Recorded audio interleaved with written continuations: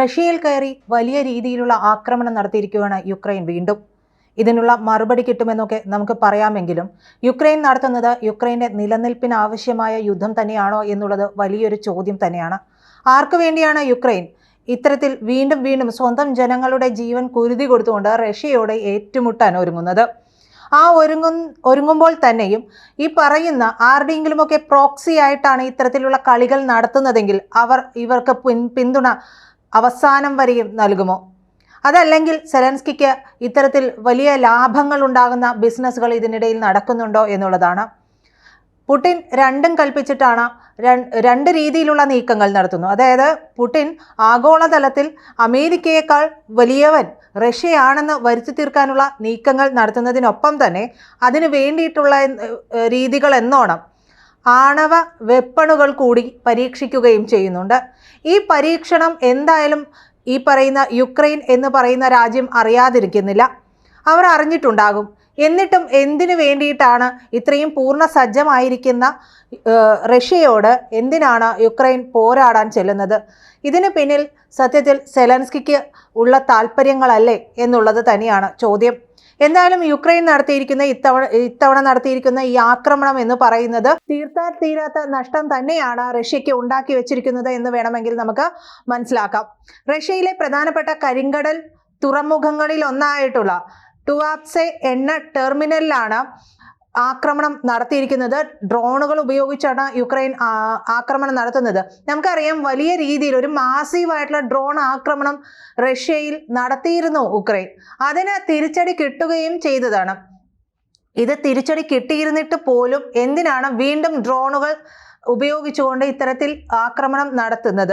ഈ ഡ്രോണുകൾ ഇതിനും മാത്രമായിട്ട് എവിടെ നിന്നാണ് ഉക്രൈന് ലഭിക്കുന്നത് എന്നുള്ളതും ഒരു ചോദ്യമാണ്. എന്തായാലും ഈ എണ്ണ ടെർമിനലിലാണ് ആക്രമണം ഉണ്ടായിരിക്കുന്നത്.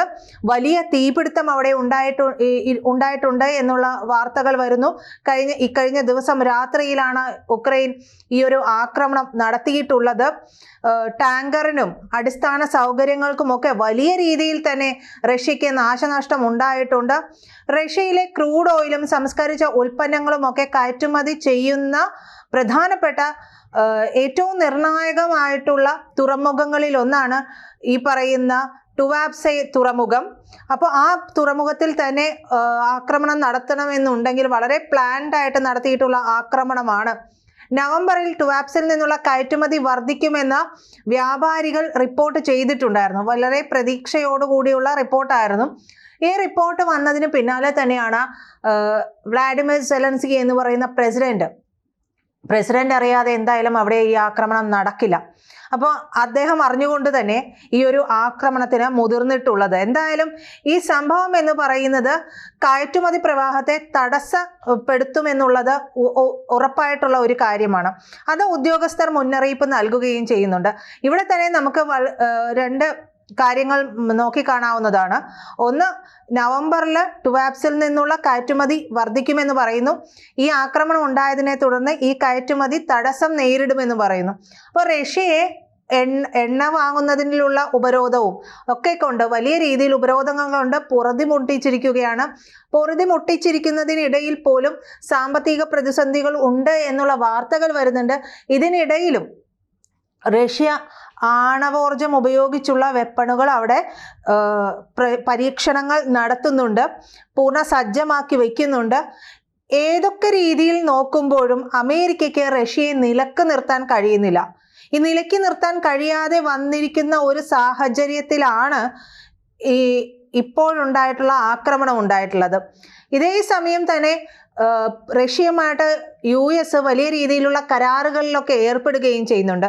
അതായത് റഷ്യയുമായിട്ട് അമേരിക്കയ്ക്കുള്ള താല്പര്യങ്ങൾ മാറ്റിവെക്കാൻ പോകുന്നില്ല. എല്ലാവരുടെയും കണ്ണിൽ പൊടിയിടുക എന്ന് പറയുന്നത് പോലെ തന്നെ അവിടെ വളരെ വിരോധാത്മകമായിട്ടുള്ള കാര്യങ്ങൾ സംഭവിക്കുന്നുണ്ട്. യുക്രൈനെ സംരക്ഷിക്കുകയും ഈ യുദ്ധം നിർത്തണമെന്ന് പറയുവാനായിട്ട് മുന്നോട്ട് വരികയും ചെയ്യുന്ന അതേ അമേരിക്ക എന്തിനു വേണ്ടിയിട്ടാണ് റഷ്യയുമായിട്ട് കരാറുകളിൽ ഏർപ്പെടുന്നത്? എന്തിനു വേണ്ടിയിട്ടാണ് യുക്രൈന് പിന്തുണ നൽകുന്നത്? ആരാണ് ഇത്രയധികം ഡ്രോണുകൾ നൽകിയിട്ടുള്ളത്? നാറ്റോയാണോ? യൂറോപ്യൻ യൂണിയൻ ആണോ? അമേരിക്കയാണോ? ആരാണ് നൽകിയിട്ടുള്ളത്? ആരാണ് വീണ്ടും റഷ്യയ്ക്ക് ഒരു അടിപതറിക്കാൻ വേണ്ടിയിട്ട് ഇത്രയും പ്രതീക്ഷയോട് കൂടി നിൽക്കുന്ന ഒരു തുറമുഖത്തിൽ എണ്ണ ടെർമിനലിൽ ആക്രമണം നടത്താനുള്ള ബുദ്ധി പറഞ്ഞു കൊടുത്തത്? ആ ബുദ്ധി കേന്ദ്രം ആരാണ്?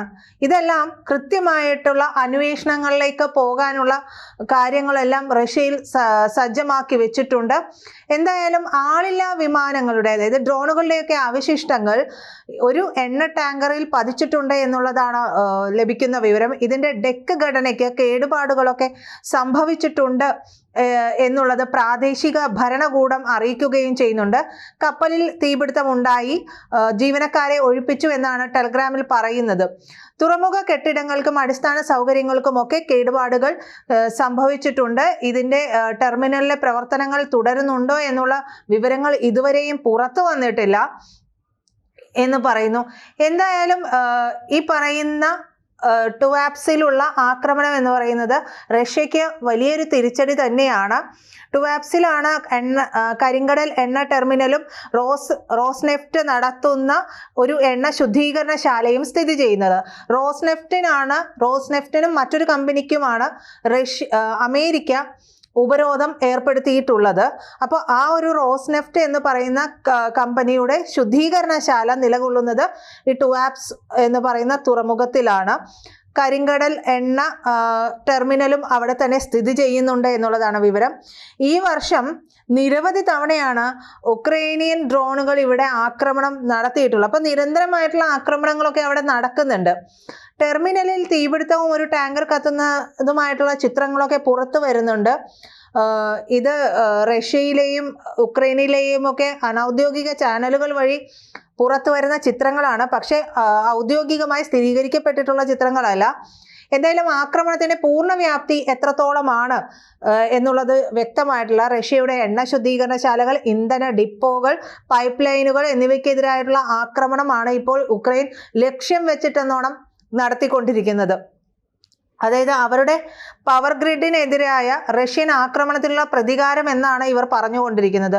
ഈ ഡ്രോണിന്റെ അവശിഷ്ടങ്ങളൊക്കെ വീണിട്ട് അടുത്തുള്ള ഗ്രാമമായിട്ടുള്ള സോസ്നോവിയിലെ ഒരു അപ്പാർട്ട്മെന്റിലുള്ള കെട്ടിടത്തിന് കേടുപാടുകളൊക്കെ സംഭവിച്ചതായിട്ടുള്ള റിപ്പോർട്ടുകൾ വരുന്നുണ്ട്. ആർക്കും പരിക്കുകൾ ഉണ്ട് എന്നുള്ള റിപ്പോർട്ടുകളൊന്നുമില്ല. എന്നിരുന്നാലും ടുവാപ്സെ റെയിൽവേ സ്റ്റേഷനും കേടുപാടുകൾ സംഭവിച്ചിട്ടുണ്ട് എന്നുള്ളതാണ്. ഈ യുദ്ധമുറകൾ ഒന്നും തന്നെ ഉക്രൈൻ പിന്തുടരേണ്ടതാണോ എന്നുള്ളത് നമ്മൾ ഒന്ന് ആലോചിച്ച് നോക്കണം. ഉക്രൈൻ എങ്ങനെയൊക്കെ പോയാലും വിഭജിക്കപ്പെടുമെന്നുള്ളത് പൂർണ്ണമായിട്ടും ഉറപ്പുള്ള കാര്യമാണ്. അതല്ലാതെ ഈ ഒരു യുദ്ധം തീരാനുള്ള സാധ്യതകളില്ല. എന്നാൽ യുദ്ധമായിട്ട് ഇതിനെ റഷ്യ കണ്ടിട്ടുമില്ല. സൈനിക നടപടികൾ മാത്രമാണ് നടത്തുന്നത് എന്നുള്ളതാണ്. നമ്മളതിനെ യുദ്ധം എന്ന് പറയുമ്പോഴും ഉക്രൈനോ അല്ലെങ്കിൽ റഷ്യയോ ഇതിനെ പൂർണ്ണ തോതിൽ യുദ്ധം എന്ന് പറയുന്നില്ല. സൈനിക നടപടികൾ മാത്രമെന്ന് പറയുന്നു. പൂർണ്ണ രീതിയിൽ ഒരു യുദ്ധസജ്ജമാണ് എന്നുണ്ടെങ്കിൽ ഉക്രൈൻ എന്ന് പറയുന്ന ആ ഒരു കൊച്ചു ഭാഗത്തെ പിടിച്ചെടുക്കാനായിട്ട് റഷ്യയ്ക്ക് ഒരിക്കലും ഇത്രയധികം വർഷങ്ങൾ വേണ്ടി വരില്ല എന്നുള്ളത് തന്നെയാണ് അതിൻ്റെ പ്രധാനപ്പെട്ട കാര്യം. അപ്പോൾ യുദ്ധരേഖകളൊക്കെ മരവിപ്പിക്കുന്ന ഒരു അവസ്ഥ ഉണ്ടായിട്ടുണ്ട്. റഷ്യയും ഉക്രൈനും യുദ്ധം ചെയ്യാൻ വേണ്ടിയിട്ട് പുതിയ മുന്നണികൾ തുറക്കുന്ന ഒരു അവസ്ഥ ഇതിനിടയിൽ ഉണ്ടാകുന്നുണ്ട്. അപ്പോൾ യുക്രൈനിന്റെ വൈദ്യുത ശൃംഖലയെ തളർത്തുക, നഗരങ്ങളെ മരവിപ്പിക്കുക, പൊതുജനങ്ങളുടെ മനോവീര്യം തകർക്കുക എന്നിവയൊക്കെയാണ് മോസ്കോയുടെ ലക്ഷ്യമെന്നാണ് പറയുന്നത്. പക്ഷേ മോസ്കോ ഇതിൽ എത്രത്തോളം ആർജവത്തോടുകൂടി കാര്യങ്ങൾ ചെയ്യുന്നുണ്ട്? ആർജവത്തോടുകൂടി ചെയ്യുക എന്നുള്ളതല്ല, അവരറിഞ്ഞുകൊണ്ട് തന്നെയാണ് ഒരു മിതമായ രീതിയിൽ ഈ ആക്രമണം നടത്തിക്കൊണ്ടിരിക്കുന്നത്. ഉക്രൈൻ താല്പര്യപ്പെട്ടു വരികയാണെങ്കിൽ യുദ്ധം തീരാൻ നിമിഷങ്ങൾ മാത്രം മതി എന്നുള്ളതാണ്. പക്ഷെ ഇതൊന്നും യുക്രൈൻ സമ്മതിക്കുന്നില്ല, അല്ലെങ്കിൽ വ്ളാഡിമിർ സെലൻസ്കി സമ്മതിക്കുന്നില്ല. സെലൻസ്കിക്ക് കൃത്യമായ അജണ്ട ഇതിന് പിന്നിലുണ്ട് എന്നുള്ളത് ഇതിൽ നിന്ന് തന്നെ വ്യക്തവുമാണ്. അപ്പോൾ റഷ്യയും ഉക്രൈനും തമ്മിലുള്ള ഈ ഒരു സംഘർഷം എന്ന് പറയുന്നത് വലിയൊരു നീണ്ട രീതിയിലുള്ള ഒരു ഘോര യുദ്ധത്തിന്റെ തന്നെ ചിത്രീകരണമായിട്ട് വേണമെങ്കിൽ നമുക്ക് കരുതാം. ഇപ്പോൾ സംഘർഷം പ്രദേശത്ത് മാത്രമല്ല, പരസ്പരം ഊർജാടിസ്ഥാന സൗകര്യങ്ങളിലുമായിട്ടൊക്കെ മാറുകയും ചെയ്യുന്നുണ്ട്. രാഷ്ട്രീയമായിട്ടുള്ള ഏറ്റുമുട്ടലുണ്ട്, ഡ്രോൺ ആക്രമണങ്ങളുണ്ട്, ഉപരോധങ്ങൾ എന്നിവയിലൊക്കെ നിറഞ്ഞിട്ടുള്ള ഈ ഒരു യുദ്ധത്തെ നിഴൽ യുദ്ധം എന്ന് വേണമെങ്കിൽ പോലും പറയാം. നയതന്ത്രപരമായിട്ടുള്ള യുദ്ധങ്ങൾ ഒക്കെ ഉണ്ടാകുന്നുണ്ട്. ഇത് അകൽച്ചയായിട്ട് മാറുന്നുണ്ട്. അപ്പോൾ വലിയൊരു യുദ്ധക്കളത്തിന് അധികം വൈകാതെ തന്നെ വലിയൊരു ഏറ്റുമുട്ടൽ ഉണ്ടാകാനുള്ള സാധ്യതകൾ ഏറെയാണ്. എന്തായാലും യുക്രൈന് പിന്നിൽ നിൽക്കുന്ന രാജ്യങ്ങൾ ആരാണ് എന്നുള്ളത് പുറത്തു വരേണ്ടതാണ്. അത് പരസ്യമായിട്ടുള്ള രഹസ്യമാണെങ്കിലും അത് പൂർണ്ണമായിട്ടും പൊതുസമൂഹത്തിന് മുന്നും ലോകരാജ്യങ്ങൾക്ക് മുമ്പിൽ അത് തുറന്നു കാട്ടപ്പെടേണ്ടതാണ്. കൂടുതൽ വാർത്തകളും വിശേഷങ്ങളും നിങ്ങളിലേക്ക് എത്താൻ ABC മലയാളം സബ്സ്ക്രൈബ് ചെയ്യുക, ബെൽ ബട്ടണും അമർത്തുക.